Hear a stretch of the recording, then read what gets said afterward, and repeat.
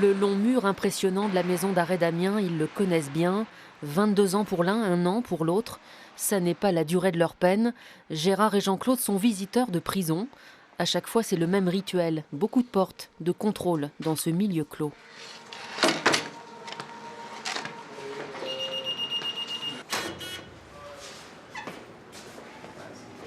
Puis ils arrivent à ce qu'on appelle la rotonde, le lieu de contact des détenus avec les avocats et aussi avec tous les intervenants possibles de la prison.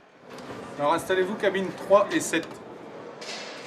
C'est toujours impressionnant au départ, surtout voir un ensemble très protégé, quoi, et un milieu où il y a beaucoup de bruit, où il y a des portes qui claquent, où il se passe des choses qu'on ne retrouve pas ailleurs, quoi.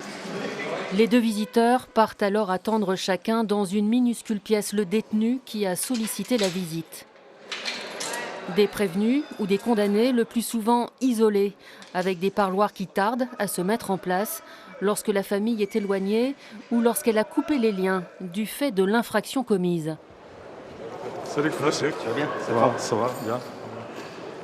Pas de surveillant entre les deux hommes, l'échange va durer plus d'1 heure.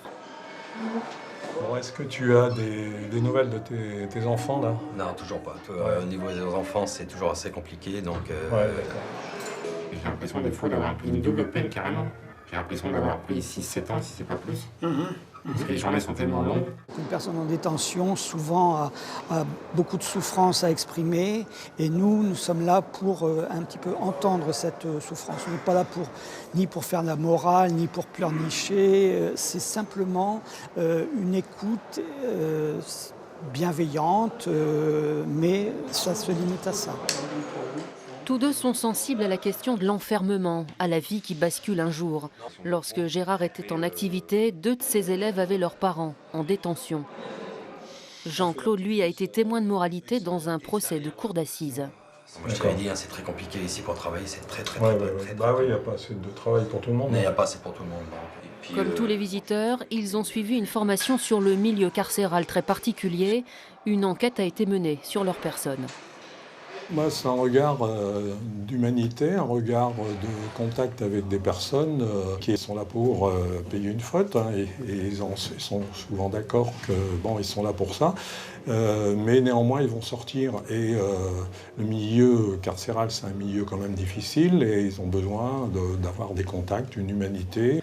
Et de voir une personne extérieure et exprimer d'autres choses avec une personne extérieure qu'avec sa famille, c'est bien aussi, ça change. On a un autre point de vue différemment. C'est pour ça que je parle beaucoup avec Jean-Claude, parce que c'est vrai, le moment qu'on se quitte, c'est dur. C'est dur. Voilà. Au bout de 22 ans, Gérard a visité des centaines de détenus. Son regard sur la prison a changé du fait de la surpopulation. Ces dernières années, on a souvent été dans les 550 ou 600 détenus, ce qui est très lourd et ce qui complique et aggrave la vie en détention pour les détenus comme pour les personnels de surveillance. Avec Jean-Claude, ils reviendront la semaine prochaine, voir 1 ou plusieurs détenus. Sans leur présence, le climat en prison serait bien différent. À leur manière, ils abattent un peu les murs.